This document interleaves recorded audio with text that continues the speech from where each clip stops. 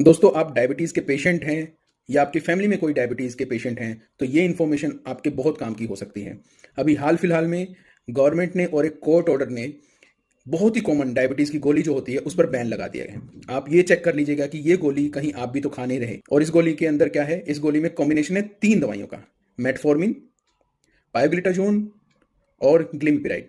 ये बहुत ही कॉमन एक कॉम्बिनेशन है जो डॉक्टर्स देते हैं, प्रिस्क्राइब करते हैं, राइट? लेकिन अभी इसको बैन कर दिया गया है। तो पिछले वाला जो मैंने वीडियो डाला था, उस पे काफ़ी सारे क्वेश्चंस आए थे इस दवाई के रिलेटेड, और मैं कुछ क्वेश्चंस के आंसर इस वाले वीडियो में देना चाहता हूँ, राइट? तो सबसे पहला क्वेश्चन ये था कि एफडीसी का मतलब क्या है? तो एफडीसी का मतलब ये होता है कि जिस तरह से ये 3 दवाइयाँ हैं, तो 3 दवाइयों के लिए अगर डॉक्टर लिखेंगे तो आपको 3 गोलियाँ लिखेंगे, अलग-अलग खानी पड़ेंगी। तो क्या कंपनीज़ क्या करती हैं, फार्मा कंपनीज़, वो रिसर्च करती हैं और इन तीनों दवाइयों को मिला देती हैं एक साथ और एक गोली बना देती है, जिसको पेशेंट आराम से ले सके।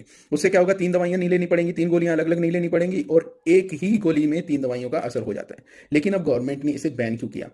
गवर्नमेंट की जो टेक्निकल कमिटी थी जिसने इस पर रिसर्च करी, उसने पाया कि ये तीनों दवाइयां अगर इस तरह से फिक्स डोज कॉम्बिनेशन में दी जाएंगी तो इससे हाइपोग्लाइसेमिया यानी शुगर एकदम से जो कम हो जाता है उसका खतरा हो सकता है, और शुगर एकदम से कम हो जाए तो पेशेंट को काफी दिक्कत हो सकती है। तो इस खतरे को देखते हुए उन्होंने इस पर्टिकुलर कॉम्बिनेशन को बैन कर दिया है। दूसरी चीज, क्या सारे ये कॉम्बिनेशन बैन हो गए हैं? इसमें जो पर्टिकुलर स्ट्रेंथ जो बैन की गई है उसकी ये दोनों आप स्क्रीन पे देख सकते हैं। साथ ही साथ ये वाली डिटेल मैं इस पोस्ट की डिस्क्रिप्शन में डाल दूंगा।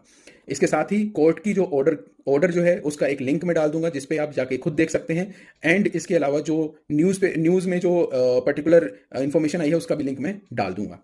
एक कमेंट में सवाल ये भी आया था कि क्या आज से ये दवाई लेना बंद कर दें? तो दोस्तों, ऐसी गलती बिल्कुल मत करिए। इंसुलिन की अगर लंबे टाइम से आपकी इलाज चल रहा है तो उस दवाई को सडनली बंद नहीं करना चाहिए, क्योंकि इंसुलिन जरा भी फ्लक्चुएट होता है तो उसके हार्मफुल इफेक्ट हो सकते हैं। तो दवाई अगर आप कंटिन्यू खा रहे हैं तो इसको खाते रहिए। लेकिन आपको करना क्या है, नेक्स्ट स्टेप, कि अपने डॉक्टर से मिलना है, डॉक्टर को पूछना है, उनको जरूर इन्फॉर्मेशन होगी इस बैन के बारे में।